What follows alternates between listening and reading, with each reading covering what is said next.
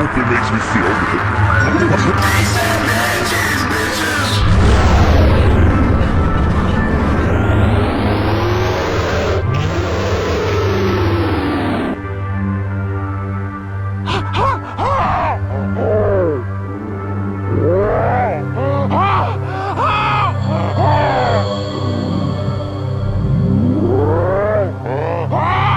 I'm out of milk, Robin.